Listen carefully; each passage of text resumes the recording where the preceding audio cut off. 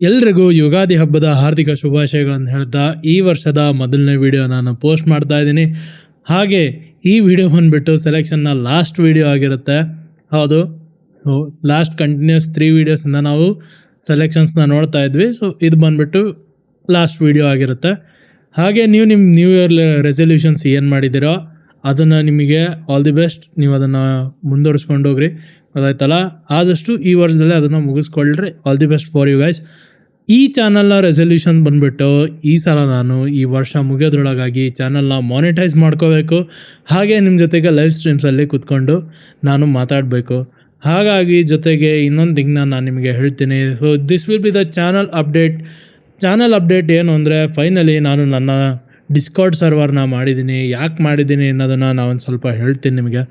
Discard ನಾನು ಏನಕ್ಕೆ ಮಾಡಿದೆ ಅಂದರೆ, ಕೆಲವಾರು ಆಗಲೇ ಈಗ ಡಿಸೈನ್ಸ್ ಮಾಡ್ತಿರ್ತೀರ ಮತ್ತು ಈಗ ಕಲಿತಿರ್ತೀರ, ಅಂಥ ಟೈಮಲ್ಲಿ ನಿಮಗೆ ಡೌಟ್ ಬರುತ್ತೆ. ಅದನ್ನು ಡೈರೆಕ್ಟಾಗಿ ಕೇಳೋ ಕಮೆಂಟ್ಸ್ ಅದು ಇದನ್ನು ಮಾಡೋದ್ರ ಬದಲು ಡಿಸ್ಕಾರ್ಡ್ ಸರ್ವರಲ್ಲಿ ನಾನು ಇನ್ಮೇಲಿಂದ 7 to 8 ಅವೈಲೇಬಲ್ ಇರ್ತೀನಿ ಪ್ರತಿದಿನ. ನನ್ನ ಸರ್ವರಲ್ಲಿ ಬಂದು ಖುದ್ದಾಗಿ ನಾನೇ ಕೂತಿರ್ತೀನಿ. ನಿಮ್ಗೆ ಯಾವ ಡೌಟ್ಸ್ ಬರುತ್ತೋ ಬನ್ನಿರಿ, ಕೇಳ್ರಿ, ಕಲ್ತ್ಕೊಳ್ರಿ, ಗೊತ್ತಾಯ್ತಾ. ಈ ಕಾರಣಕ್ಕೋಸ್ಕರ ಡಿಸ್ಕಾರ್ಡ್ ಸರ್ವರ್ ಮಾಡಿರೋದು. ಹಾಗೆ ಅಲ್ಲೇ ನಿಮಗೆ ನಿಮ್ಮ ಡಿಸೈನ್ಸ್ಗಳನ್ನ ತೋರ್ಸೋಕ್ಕೆ ಶೋ ಮಾಡ್ಬೋದು. ಹಾಗೆ ಕೆಲವರು ಕಾಂಪಿಟೇಷನ್ಸ್ ಕೂಡ ಇಳಿಸ್ತಿದ್ದೀನಿ. ಆ್ಯಂಡ್ ಯಾರು ಆ ಕಾಂಪಿಟೇಷನ್ ಗೆಲ್ತಾರೋ ಅವರಿಗೆ ನಾನು ಡಿಸೈನರ್ ಆಫ್ ದ ಮಂತ್ ಅಂತ ಹೇಳ್ಬಿಟ್ಟು ನನ್ನ ಡಿಸ್ಕಾರ್ಡ್ ಸರ್ವರಲ್ಲಿ ನಾನು ರೋಲ್ ಕೊಡ್ತೇನೆ, ಗೊತ್ತಾಯ್ತಲ್ಲ. ಈ ಥರ ಥಿಂಗ್ಸ್ ಎಲ್ಲ ಮಾಡೋಣ. ಹಾಗೆ ನಿಮ್ಮ ಥಾಟ್ಸ್ ಏನಿದೆ ಅದನ್ನು ಶೇರ್ ಮಾಡಿರಿ. ನಿಮಗೂ ನನ್ನ ಬಗ್ಗೆ ತಿಳ್ಕೊಳ್ಳೋಕ್ಕೆ ಆಸಕ್ತಿ ಇರುತ್ತೆ, ಅದನ್ನು ನೀವು ಮಾಡ್ಬೋದು. ಅಥವಾ ನಿಮಗೂ ಯಾವ್ದಾರ ವೀಡಿಯೋ ಐಡಿಯಾ ಇರುತ್ತೆ, ಅದನ್ನು ನೀವು ನಮಗೆ ಹೇಳ್ಬೋದು. ಅಥವಾ ನಂದು ಏನಾರ ಐಡಿಯಾ ಇದ್ದರೆ ಅದನ್ನು ನಾನು ನಿಮಗೆ ತಿಳಿಸ್ತೀನಿ. ಸೊ ಸಿಗೋಣ ಡಿಸ್ಕಾರ್ಡಲ್ಲಿ. ಈ ವಿಡಿಯೋ ಶುರು ಮಾಡೋಣ ಇಲ್ಲೇ. Let's go.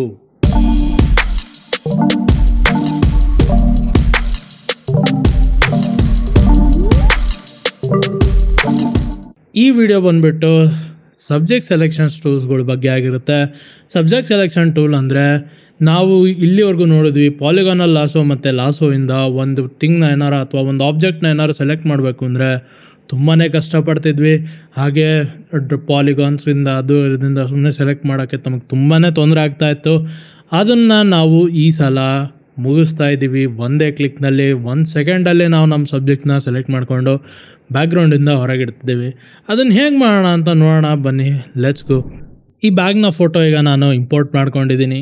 ಈ ಬ್ಯಾಗಲ್ಲಿ ನಮಗೆ ಈ ಬ್ಯಾಗನ್ನು ಸೆಲೆಕ್ಟ್ ಮಾಡಬೇಕು ಅಂದರೆ ನಾವು ಲಾಸೋ ಟೂಲ್ ತೊಗೊಂಡು ಮಾಡ್ತೀವಿ ಅಂದರೆ ತುಂಬಾ ಟೈಮ್ ಆಗುತ್ತೆ. ಹಿಂಗೆ ಎಲ್ಲ ನಾವು ಲೈನ್ ಡ್ರಾ ಮಾಡಿಕೊಂಡು ಮಟ್ಟೋಷ್ಟೊತ್ತಿಗೆ ಸಖತ್ ತುಂಬಾ ಹೊತ್ತಾಗುತ್ತೆ.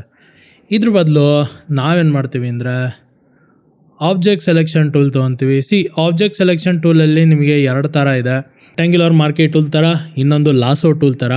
ಎರಡನ್ನೂ ತೋರಿಸ್ತೀನಿ. ಆದರೆ ಈಗ ಒಂದು ಆಬ್ಜೆಕ್ಟ್ನ ಸೆಲೆಕ್ಷನ್ ಮಾಡೋಣ, ಲೆಟ್ಸ್ ಗೋ.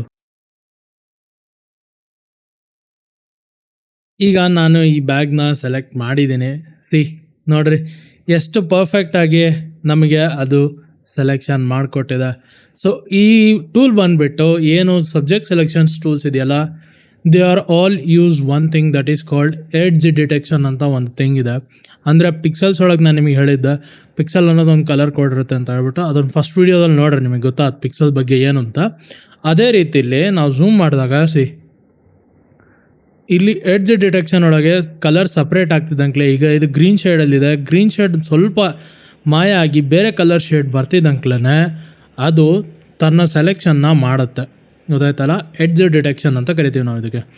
ಎಡ್ಜ್ ಡಿಟೆಕ್ಷನ್ನಿಂದನೇ ಇದು ಸೆಲೆಕ್ಷನ್ ಮಾಡುತ್ತೆ. ಸೊ Ctrl+J ಪ್ರೆಸ್ ಮಾಡೋದ್ರಿಂದ ನಮಗೆ ಈ ಬ್ಯಾಗು ಹೊರಗೆ ಬಂದಿದೆ. ಎಷ್ಟು ಸಿಂಪಲ್ ಅಲ್ವಾ. ಲಾಸೋ ಟೂಲ್ ತೊಗೊಂಡು ಸುಮ್ಮನೆ ಸೆಲೆಕ್ಟ್ ಮಾಡೋದಕ್ಕಿಂತ ಈಸಿ ಆ್ಯಂಡ್ ಸಿಂಪಲ್ಲಾಗಿ ಈ ರೀತಿಯಲ್ಲಿ ನಾವು ಸೆಲೆಕ್ಷನ್ಸ್ ಮಾಡ್ಬೋದು, ಗೊತ್ತಾಯ್ತಲ್ಲ. ಇದು ಬಂದುಬಿಟ್ಟು ಆಬ್ಜೆಕ್ಟ್ ಸೆಲೆಕ್ಷನ್ ಟೂಲ್. ಇದರೊಳಗೆ ನಮಗೆ ಲಾಸೋ ಟೂಲ್ ಕೂಡ ಸಿಗುತ್ತೆ. ಅದನ್ನು ನಾನು ನಿಮಗೆ ಇದೇ ಆಬ್ಜೆಕ್ಟ್ ಮೇಲೆ ಮಾಡಿ ತೋರಿಸ್ತೀನಿ. ಈಗ ನಾನು ಮೋಡ್ನ ಲಾಸೋಗೆ ಸೆಲೆಕ್ಟ್ ಮಾಡಿದೆ. ಇಲ್ಲಿ 2 ಥಿಂಗ್ ಇದನ್ನು ಮಾಡಿರಿ. ಸ್ಯಾಂಪಲ್ ಆಲ್ ಲೇಯರ್ಸ್ನ ಚೆಕ್ ಮಾಡಿರಿ, ಹಾರ್ಡ್ ಎಡ್ಜ್ನ ಸೆಲೆಕ್ಟ್ ಮಾಡಿರಿ.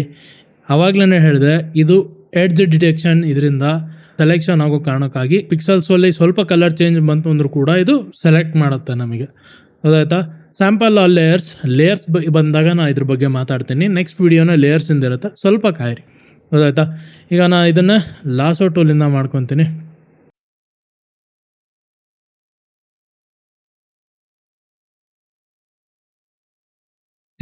ನೋಡಿರಿ, ಮತ್ತು ಅದೇ ರೀತಿಲಿ ಸೇಮ್ ಆಗಿ ಹೆಂಗೆ ರೆಕ್ಟ್ಯಾಂಗಲಲ್ಲಿ ಅಂದರೆ ಮಾರ್ಕೆಟ್ ಟೂಲ್ ಟೈಪಲ್ಲಿ ಹೆಂಗೆ ಸೆಲೆಕ್ಷನ್ ಆಯಿತು ಹಾಗೆ ಲಾಸೋ ಟೂಲಲ್ಲಿ ಆಯಿತು. ಇದು ಬಂದುಬಿಟ್ಟು ಆಬ್ಜೆಕ್ಟ್ ಸೆಲೆಕ್ಷನ್ ಟೂಲು, ಗೊತ್ತಾಯ್ತಲ್ಲ. ಇದು ಲಾಸೋ ಟೂಲ್ ಅಥವಾ ಮಾರ್ಕೆಟ್ ಟೂಲ್ ಅಲ್ಲ, ಇದು ಆಬ್ಜೆಕ್ಟ್ ಸೆಲೆಕ್ಷನ್ ಟೂಲ್, ಗೊತ್ತಾಯ್ತಲ್ಲ. So I hope you guys ನಿಮಗೆ ಇದು ಗೊತ್ತಾಗ್ತಿದೆ ಅಂತ ತಿಳ್ಕೊತೇನೆ. ನಾವು ಯೂಶ್ವಲಿ ಇದನ್ನೇ ಬಳಸ್ತೀವಿ, ಗೊತ್ತಾಯ್ತಲ್ಲ, ಆಬ್ಜೆಕ್ಟ್ ಸೆಲೆಕ್ಷನ್ ಟೂಲ್. ಆದರೆ ಅದರೊಳಗೂ ಸಬ್ಜೆಕ್ಟ್ ಸೆಲೆಕ್ಷನ್ ಟೂಲಲ್ಲಿ ಇದ್ರಿಗಿಂತ ಇನ್ನೊಂದು ಥಿಂಗ್ ಇದೆ, ಅದನ್ನು ಭಾಳ ಬಳಸೋದು. ಅದನ್ನು ಹೆಂಗೆ ಬಳಸೋದು ಅಂತ ನೋಡೋಣ. ಸೊ ನೆಕ್ಸ್ಟ್ ಒನ್ ಬಂದ್ಬಿಟ್ಟು ನಮಗೆ ಕ್ವಿಕ್ ಸೆಲೆಕ್ಷನ್ ಟೂಲ್ ಆಗಿರುತ್ತೆ. ಕ್ವಿಕ್ ಸೆಲೆಕ್ಷನ್ ಟೂಲ್ ಏನಪ್ಪ ಮಾಡುತ್ತೆ ಅಂದರೆ, ಯಾವ್ದಾರ ಪರ್ಟಿಕ್ಯುಲರ್ ಕಲರ್ ಎಡ್ಜ್ನ ಸಿಗೋ ತನಕನೂ ತನ್ನ ಸೆಲೆಕ್ಷನ್ನ ಕಂಟಿನ್ಯೂ ಮಾಡ್ಕೊತಾನೆ ಇರುತ್ತೆ. ನೀವು ಸೆಲೆಕ್ಷನ್ ಬ್ರಷ್ನ ದೊಡ್ಡದು ಚಿಕ್ಕದು ಮಾಡೋಕ್ಕೆ ಸ್ಕ್ವೇರ್ ಬ್ರ್ಯಾಕೆಟ್ಸ್ ಬಳಸ್ಬೋದು. ನೋಡ್ರಿ, ಈಗ ಅದಕ್ಕೆ ಇಲ್ಲಿ ಎಡ್ಜಲ್ಲಿ ಬೇರೆ ಕಲರ್ ಸಿಕ್ತು, ಇಲ್ಲಿ ಬೇರೆ ಕಲರ್ ಸಿಕ್ತು, ಅಲ್ಲಿವರೆಗೂ ಕಂಟಿನ್ಯೂಸ್ ವೈಟ್ ಇತ್ತು, ಸೆಲೆಕ್ಟ್ ಮಾಡ್ಕೊತು. ನಾನೀಗ ಸ್ವಲ್ಪ ಬ್ರಷ್ ಸೈಜ್ನ ಕಮ್ಮಿ ಮಾಡ್ತಾ ಇದ್ದೀನಿ ಆ್ಯಂಡ್ ನನಗೇನು ಬೇಡ ಅದನ್ನು ನಾನು ತೆಗಿತಾ ಇದ್ದೀನಿ, ಗೊತ್ತಾಯ್ತಲ್ಲ.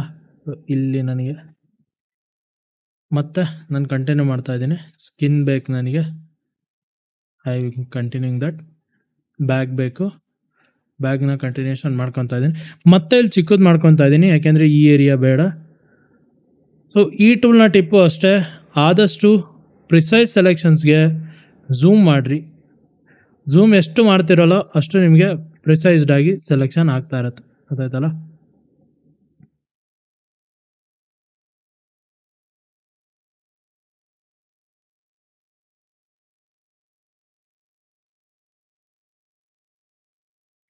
ಒಂದು ಕಲರ್ ಹಿಂದೆ ಮುಂದೆ ಆಯಿತು ಅಂದ್ರೂ ಕೂಡ ಅದು ಎಚ್ ಡಿ ಡಿಟೆಕ್ಷನ್ ಮಾಡ್ಕೊಳ್ಳೋದಿಲ್ಲ, ಗೊತ್ತಾಯ್ತಲ್ಲ.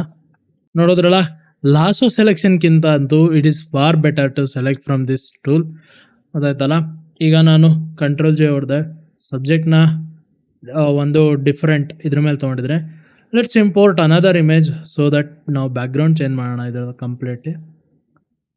ಸೊ ಈ ಬ್ಯಾಕ್ಗ್ರೌಂಡ್ನ ನಾನು ಬಳಸ್ತಾ ಇದ್ದೀನಿ ಇಮೇಜಿಗೆ. ಸೊ ಓಕೆ ಒತ್ತಾ ಇದ್ದೀನಿ. ಇದನ್ನು ನಾನು ಕೆಳಗೆ ತರ್ತಾ ಇದ್ದೀನಿ. ಸ್ವಲ್ಪ ಸಣ್ಣದು ಮಾಡ್ಕೊಳ್ಳೋಣ, ಇಮೇಜು ಸಖತ್ ದೊಡ್ಡದಿದೆ.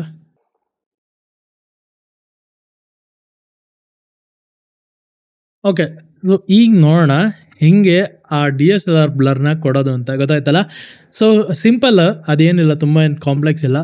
ಫಿಲ್ಟರ್ಗೆ ಹೋಗ್ರಿ, ಬ್ಲರ್ಗೆ ಅಲ್ರಿ, ಟಿಲ್ಟ್ ಶಿಫ್ಟ್. ಸೊ ಈಗ ಟಿಲ್ಟ್ ಶಿಫ್ಟ್ ಅಂದರೆ ಒಂದು ಸಿಂಪಲಾಗಿ ಹೇಳ್ತೀನಿ ಏನು ಅಂತ. ಈ ಎರಡು ಲೈನ್ ನೋಡ್ತಾ ಇದ್ದೀರಲ್ಲ, ಇದು ಮತ್ತು ಇದರ ನಡುವೆ ಇರೋಂಥ ಯಾವ ಪಿಕ್ಸಲ್ಸ್ ಕೂಡ ಬ್ಲರ್ ಆಗಲ್ಲ. ಅದೇ ಇದೇನು ಡಾಟೆಡ್ ಲೈನ್ಸಲ್ಲಿ ನೋಡ್ತಿದ್ದೀರಲ್ಲ, ಡಾಟೆಡ್ ಮತ್ತು ಈ ಲೈನ್ ನಡುವೆ ನಿಮಗೆ ಗ್ರ್ಯಾಜುವಲ್ ಆಗಿ ಬ್ಲರ್ ಇನ್ಕ್ರೀಸ್ ಆಗ್ತದೆ. ಗ್ರ್ಯಾಜುವಲ್ ಆಗಿ ಅಂದರೆ ಸ್ಟಾರ್ಟಿಂಗಲ್ಲಿ ಇಲ್ಲಿ ನಮಗೆ ಏನು ಬ್ಲರ್ ಇಲ್ಲ, ಅದೇ ಹೋಗ್ತಾ ಹೋಗ್ತಾ ಹೋಗ್ತಾ ಹೋಗ್ತಾ ಹೋಗ್ತಾ ಬ್ಲರ್ ಜಾಸ್ತಿ ಆಗಿದೆ, ಗೊತ್ತಾಯ್ತಲ್ಲ. ಇದೇ ರೀತಿಯಲ್ಲಿ ಬ್ಲರ್ ಇದನ್ನು ಮಾಡೋದು ನಾವು. ಸೊ ಲೆಟ್ಸ್ ಸೇ ಈಗ ಇದನ್ನು ಮೂವ್ ಮಾಡ್ಕೊತಾ ಇದ್ದೇನೆ. ಸೊ ಲೆಟ್ಸ್ ಸೇ ನಮ್ಮ ಸಬ್ಜೆಕ್ಟ್ ಇಲ್ಲಿ ತನಕನೂ ನಮಗೆ ಬ್ಲರ್ ಸಿಗೋದಿಲ್ಲ, ಹಾಗೆ ಇಲ್ಲಿಂದ ಕ್ಯಾಮ್ರಾ ತನಕ ಕಂಪ್ಲೀಟ್ ಬ್ಲರ್ ಇರುತ್ತೆ. ಇನ್ನೊಂದು ಸ್ವಲ್ಪ ಕೆಳಗೆ ಮಾಡ್ತಾ ಇದ್ದೀನಿ ನಾನು. ನೋಡಿದ್ರಲ್ಲ ಹೇಗೆ ಸಿಂಪಲ್ ಆಗಿ ನಾವು DSLR ಸ್ಟೈಲ್ ಬ್ಲರ್ನ ಕೊಡ್ಬೋದು. ನಂಗೆ ಗೊತ್ತು ಸ್ಟಿಲ್ ಲೈಟ್ನಿಂಗ್ ಮತ್ತು ಥಿಂಗ್ಸ್ಗಳು ಮ್ಯಾಚ್ ಆಗಿಲ್ಲ. ಈಗ ನಮಗೆ ಇಷ್ಟು ಸಾಕು. ನೆಕ್ಸ್ಟ್ ಬರೋ ಡಿಸೈನ್ಸ್ಗಳನ್ನ ಮಾಡ್ತೀವಲ್ಲ, ಆ ಟೈಮಲ್ಲಿ ನಾನು ನಿಮಗೆ ಕಂಪ್ಲೀಟಾಗಿ ಒಂದು ಫೋಟೋ ಲೈಟ್ನಿಂಗ್ ಜೊತೆಗೆ ಒಂದು DSLR ಬ್ಲರ್ ಹೆಂಗೆ ಕೊಡೋದು, ಹೇಗೆ ಮಾಡ್ತೀವಿ ಅನ್ನೋದು ತಿಳಿಸ್ತೀನಿ. It was just for fun thing, ಗೊತ್ತಾಯ್ತಲ್ಲ. ನಿಮಗೆ ಇದು ಸ್ವಲ್ಪ ಐಡಿಯೇಷನ್ ಇರಲಿ ಅಂತ ಹೇಳಿ ಮಾಡಿರೋದು.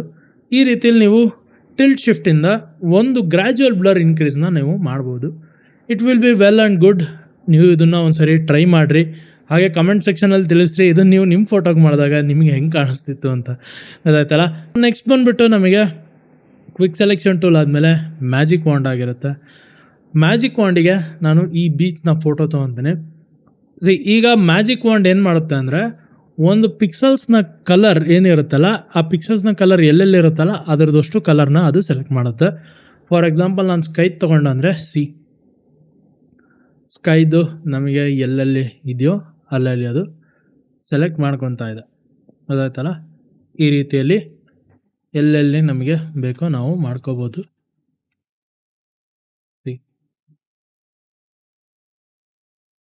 ಗೊತ್ತಾಯ್ತಲ್ಲ, ಇದು ನಮಗೆ ಬಂದ್ಬಿಟ್ಟು ಮ್ಯಾಜಿಕ್ ವಾಂಡ್ ಟೂಲ್ ಆಗಿರುತ್ತೆ.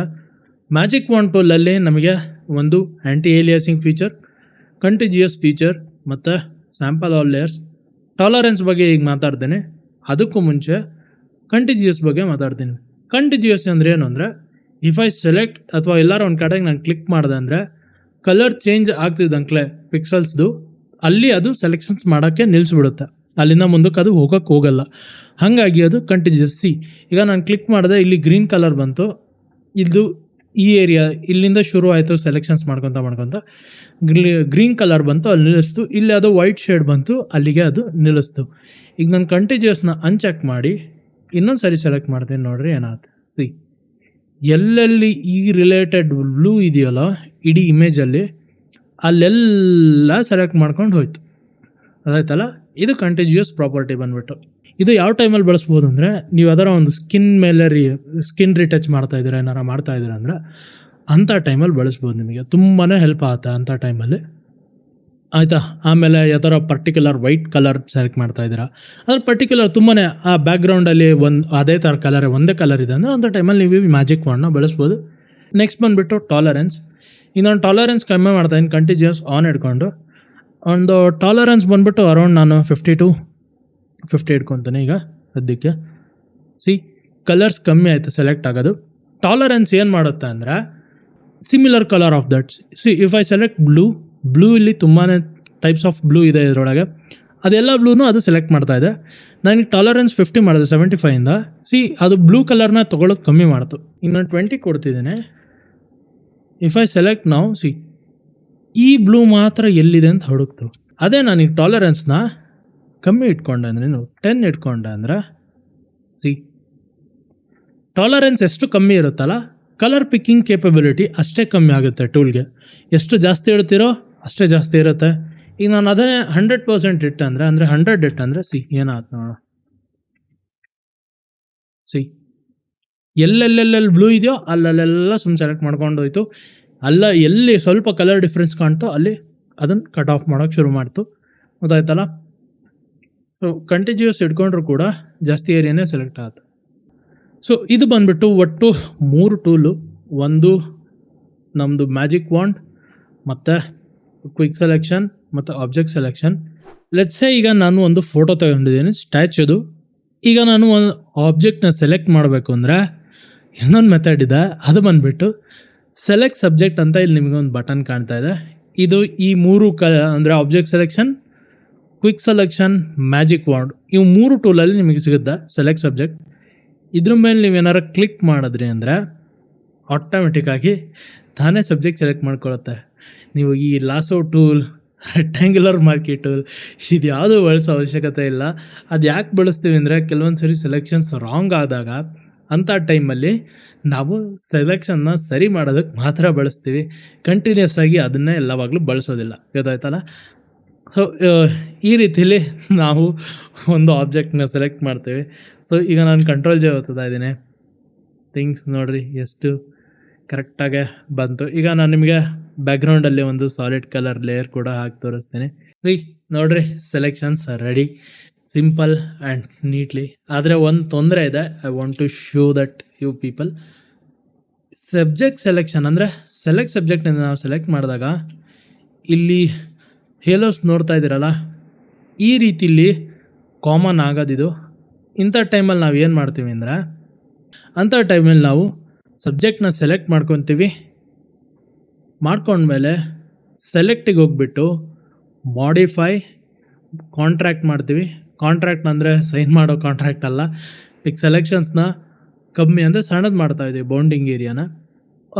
ಲೆಟ್ಸ್ ಸಿ, ನಮಗೆ ಹ್ಯಾಲೋಜನ್ಸ್ ಒಂದು 2-3 ಪಿಕ್ಸಲ್ಸಿಂದ ಬರ್ತಿರ್ಬೋದು. ಆ 2-3 ಪಿಕ್ಸಲ್ಸ್ನ ನಾವು ಅಂದರೆ ಒಳಗಡೆಯಿಂದ ಸೆಲೆಕ್ಟ್ ಮಾಡ್ತೀವಿ. ಈಗ 3 ಪಿಕ್ಸಲ್ ಕೊಟ್ಟು ನಾನು ಓಕೆ ಮಾಡ್ತಾಯಿದ್ದೀನಿ. ಈಗ ನಾನು ಮಾಸ್ಕ್ ಅಪ್ಲೈ ಮಾಡ್ತಾಯಿದ್ದೀನಿ. ಆ ಹೇಲೋಜನ್ಸ್ ಎಲ್ಲ ಹೋಯಿತು. ಈ ರೀತಿಯಲ್ಲಿ ನಾವು ಹೇಲೋಜನ್ಸ್ ಥಿಂಗ್ಸ್ ಎಲ್ಲ ತೆಗಿಬೋದು. ಗೊತ್ತಾಯ್ತಲ್ಲ. ನೆಕ್ಸ್ಟ್ ಬಂದುಬಿಟ್ಟು ಇನ್ನೊಂದು ಇಂಪಾರ್ಟೆಂಟ್ ಥಿಂಗ್ ತೋರಿಸ್ತೀನಿ.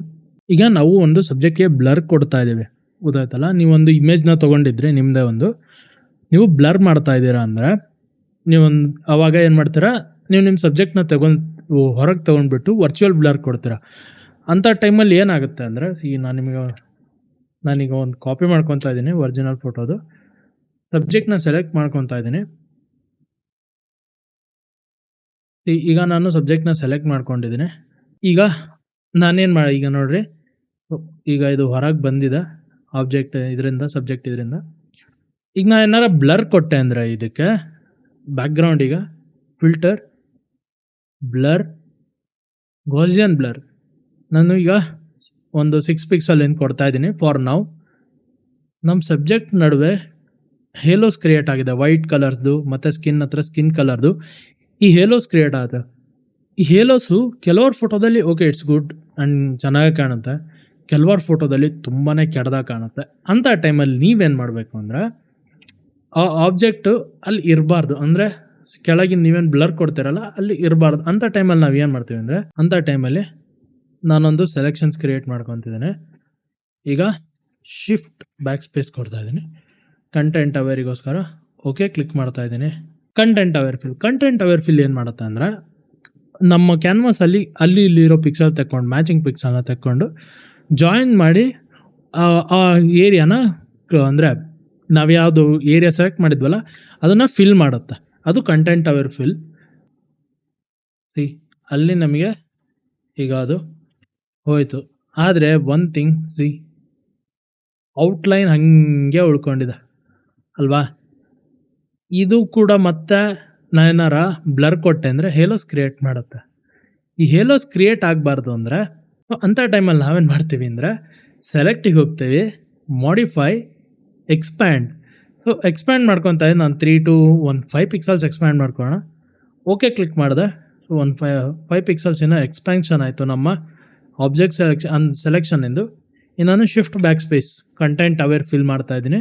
ಶಿಫ್ಟ್ ಬ್ಯಾಕ್ ಸ್ಪೇಸ್ ಹೊತ್ತಿ ಓಕೆ ಕೊಡ್ತಾ ಇದ್ದೀನಿ. ಈಗ ಅದು ಹೋಯ್ತು, ಡಿಸೆಲೆಕ್ಟ್ ಮಾಡ್ಕೊತಿದ್ದೀನಿ. ಈಗ ನಾನು ನನ್ನ ಇಮೇಜ್ನ ತಂದ್ಕೊತಾ ಇದ್ದೀನಿ. ಈಗ ನಾ ಏನಾರ ಬ್ಲರ್ ಕೊಟ್ಟೆ ಅಂದರೆ, ಫಿಲ್ಟರ್, ಬ್ಲರ್, ಗಾಸಿಯನ್ ಬ್ಲರ್. ನಾನು ಎಷ್ಟೇ ಬ್ಲರ್ ಇನ್ಕ್ರೀಸ್ ಮಾಡಿದ್ರು ಕೂಡ ನೋ ಹೇಲೋಸ್ ಇಲ್ಲಿ ಯಾವತ್ತೂ ಕ್ರಿಯೇಟ್ ಆಗೋದಿಲ್ಲ. ಸೊ ಈಗ ನಾನೊಂದು 4 ಪಿಕ್ಸಲ್ಸ್ನ ಇದನ್ನು ಮಾಡ್ತಾಯಿದ್ದೀನಿ. ನಮಗೆ ಎಲ್ಲೂ ಹೇಲೋ ಕ್ರಿಯೇಟ್ ಆಗಿಲ್ಲ, ಗೊತ್ತಾಯ್ತಲ್ಲ. ಇದು ಬಂದುಬಿಟ್ಟು ನಮ್ಮದು ಎಕ್ಸ್ಪ್ಯಾಂಡ್ ಆಗಿರುತ್ತೆ. ಇದು ಬಂದುಬಿಟ್ಟು ಎಕ್ಸ್ಪ್ಯಾಂಡ್ ಮತ್ತು ಕಾಂಟ್ರಾಕ್ಟ್ ಬಗ್ಗೆ ಇದ್ದಿದ್ದು. ಸೊ ಇಲ್ಲಿಗೆ ಎಲ್ಲ ಸೆಲೆಕ್ಷನ್ಸು ಮುಗೀತು. ತಮ್ನೇಲಲ್ಲಿ ಹೆಂಗೆ ನಾವು ಒಂದು ಫೋಟೋನ ಕ್ರಿಯೇಟ್ ಮಾಡಿದ್ವಲ್ಲ, ನಾನು ನಿಮ್ಗೆ ಅದು ಹೆಂಗೆ ಕ್ರಿಯೇಟ್ ಮಾಡಿದೆ ಅಂತ ತೋರಿಸ್ತೀನಿ. ನೀವು ಹೋಗ್ಬಿಟ್ಟು ಟ್ರೈ ಮಾಡಿರಿ, ಅದಾಯ್ತಾ. ಅದರೊಳಗೆ ನಾನು ಕಂಪ್ಲೀಟಾಗಿ ಏನೇನು ಥಿಂಗ್ಸ್ ಇದೆ ಅದರೊಳಗೆ, ಲೈಕ್ ಕಲರ್ ಮ್ಯಾಚಿಂಗ್ ಎಲ್ಲ ಮಾಡಿದೆ ಅದರೊಳಗೆ. ಅದ್ರ ಬಗ್ಗೆ ನಾನು ನಿಮಗೆ ಮುಂದೆ ತಿಳಿಸ್ಕೊಡ್ತೀನಿ. ಫಸ್ಟು ಆ ಇಮೇಜ್ನ ಹೆಂಗೆ ಕ್ರಿಯೇಟ್ ಆಗಿತ್ತು ಅನ್ನೋದ್ರ ಬಗ್ಗೆ ನೋಡೋಣ. ಆ ಇಮೇಜ್ ಬಂದುಬಿಟ್ಟು ಇದು. ಇಲ್ಲಿ ನಾವು ಏನು ಮಾಡಿದ್ದೀವಿ, ಒಂದು ಆಬ್ಜೆಕ್ಟನ್ನು ಸೆಲೆಕ್ಷನ್ ತೊಗೊಂಡಿದ್ದೀವಿ. ಅದನ್ನು ನಾವು ಸೆಲೆಕ್ಟ್ ಮಾಡಿಕೊಂಡು ಅದನ್ನು ಬ್ಯಾಕ್ಗ್ರೌಂಡಿಂದ ರಿಮೂವ್ ಮಾಡ್ಕೊಂಡಿದ್ದೀವಿ. ಒರಿಜಿನಲ್ ಇಮೇಜ್ ಹೆಂಗಿದೆ ಅಂದರೆ, I will show you. Original image ಬಂದುಬಿಟ್ಟು ಇದು ನಮ್ಮ ಒರಿಜಿನಲ್ ಇಮೇಜ್. ಇದನ್ನು ನಾನು ತೊಗೊಂಡು, ಅಂದರೆ ಬ್ಯಾಕ್ಗ್ರೌಂಡ್ನ ರಿಮೂವ್ ಮಾಡಿ ಇನ್ನೊಂದು ಬ್ಯಾಕ್ಗ್ರೌಂಡ್ ನಡುವೆ ಇಟ್ಟಿದ್ದೀನಿ. ಆ ಬ್ಯಾಕ್ಗ್ರೌಂಡ್ ಬಂದುಬಿಟ್ಟು ದಿಸ್ ಈಸ್ ಮೈ ವರ್ಲ್ಡ್ ಅಂತ ಹೇಳ್ಬಿಟ್ಟು ಅದ್ರ ಮೇಲೆ ನಾವಿಟ್ಟು ಒಂದು ಸಿಂಪಲ್ ಆಗಿರೋ ಬ್ಯಾಕ್ಗ್ರೌಂಡಲ್ಲಿ ಇಟ್ಟಿದ್ದೀನಿ. ನೆಕ್ಸ್ಟ್ ಏನು ಮಾಡಿದ್ದೀನಿ ನಾನು, 2 ಅಡ್ಜಸ್ಟ್ಮೆಂಟ್ ಲೇಯರ್, ಅಂದರೆ ಕಲರ್ ಮತ್ತು ಆ ಎನ್ವಿರಾನ್ಮೆಂಟಲ್ಲಿ ಇರೋ ರೀತಿಲಿ ಅಡ್ಜಸ್ಟ್ ಮಾಡಬೇಕಾಯಿತು. ಸೊ ಅಡ್ಜಸ್ಟ್ ಮಾಡಿದ್ದೀನಿ. ಓವರ್ ಆಲ್ ಇಮೇಜಿನ ಕಾಂಟ್ರಾಸ್ಟ್ ಮತ್ತು ಕಲರ್ ಅಡ್ಜಸ್ಟ್ಮೆಂಟ್ ಒಂದು ಲೇಯರ್ ಮಾಡಿದ್ದೀನಿ. ಸೊ ಇದು ಬಂದುಬಿಟ್ಟು ನಮ್ಮ ಕಲರ್ ಅಡ್ಜಸ್ಟ್ಮೆಂಟ್. ಇದು ನಾನು ಕಲರ್ ಅಡ್ಜಸ್ಟ್ ಮಾಡಿರೋದು ಸಬ್ಜೆಕ್ಟ್ದು. ಅದಾದಮೇಲೆ ಓವರ್ ಆಲ್ ಇಮೇಜಿನ ಒಂದು ಕಲರ್ ಅಡ್ಜಸ್ಟ್ ಆಗಿದೆ. ಅದಾದಮೇಲೆ ಎಲ್ಲದೂ ಸೇರಿಬಿಟ್ಟು ಒಂದೇ, ಅಂದರೆ ಅಲ್ಲೇ ಆ ಸ್ಪಾಟಲ್ಲೇ ಆ ಕ್ಯಾಮ್ರಾದಿಂದನೇ ಫೋಟೋ ತೆಗೆದಿದೆ ಅನ್ನೋ ರೀತಿಲಿ ಕಾಣೋಕ್ಕೋಸ್ಕರ ಒಂದು ಕಲರ್ ಲುಕ್ಅಪ್ ಟೇಬಲ್. ಈ ಥರ ನಾವು ಒಂದು ಸಬ್ಜೆಕ್ಟ್ನ ಕಂಪ್ಲೀಟಾಗಿ ಬೇರೆ ಬ್ಯಾಕ್ಗ್ರೌಂಡ್ ಹಾಕಿಬಿಟ್ಟು ತೋರಿಸ್ಬೋದು. ಇದು ತುಂಬಾ ಯೂಸ್ಫುಲ್ ಥಿಂಗ್ ಆಗಿರುತ್ತೆ ಫೋಟೋಶಾಪಲ್ಲಿ. ಯು ಗೈಸ್ ಹೋಗ್ಬಿಟ್ಟು ಟ್ರೈ ಮಾಡಿರಿ ಇದನ್ನು. ಸೊ ಇವತ್ತಿಗೆ ಇಷ್ಟು ಸಾಕು, ಗೊತ್ತಾಯ್ತಾ. ಇವತ್ತು ಒಟ್ಟು ನಾವು 3 ಟೂಲ್ ನೋಡಿದ್ವಿ, ಎಕ್ಸ್ಪ್ಯಾಂಡ್ ಮತ್ತು ಕಾಂಟ್ರಾಕ್ಟ್ ನೋಡಿದ್ವಿ, ಒಂದು ಆಬ್ಜೆಕ್ಟ್ನ ಕಂಪ್ಲೀಟಾಗಿ ತೆಗೆದು ಬೇರೆ ಬ್ಯಾಕ್ಗ್ರೌಂಡಲ್ಲಿಟ್ಟು ಅದನ್ನು ಮಾಡಿದ್ದೀವಿ ಅಂತ ನಾನು ನಿಮಗೆ ತೋರಿಸಿದ್ದೀನಿ. ನಾನು ಈ ವಿಡಿಯೋನ ಈಗ ಇಲ್ಲೇ ನಿಲ್ಲಿಸ್ತಾ ಇದ್ದೀನಿ. ಸಿಗೋಣ ಮತ್ತೆ ಮುಂದಿನ ವಿಡಿಯೋದಲ್ಲಿ. ಅದಕ್ಕೂ ಮುಂಚೆ ಒಂದು ಥಿಂಗ್ ಇದೆ, ಏನಪ್ಪ ಅಂದರೆ ಅದು ಚಾಲೆಂಜ್ ಅಗೈನ್. ಸೊ ವ್ಯೂಸ್ ಅದೇ ಇಡ್ತೀನಿ. ಸೊ ಲಾಸ್ಟ್ ವಿಡಿಯೋದಲ್ಲಿ ಅಂತ ಏನು ವ್ಯೂಸ್ ಬಂದಿಲ್ಲ. I know it was very boring video, I can understand you guys. ನಡೆಯುತ್ತೆ, ಈ ಸಲ ಅದನ್ನು ಕಂಪ್ಲೀಟ್ ಮಾಡಿ. ಸೊ ಈ ವಿಡಿಯೋನ ಇಲ್ಲಿಗೆ ನಿಲ್ಲಿಸ್ತಾ ಇದ್ದೀನಿ. ಸಿಗೋಣ ಮತ್ತೆ ಮುಂದಿನ ವಿಡಿಯೋದಲ್ಲಿ. ಅಲ್ಲಿವರೆಗೂ ಎಲ್ರಿಗೂ ಗುಡ್ ಬಾಯ್.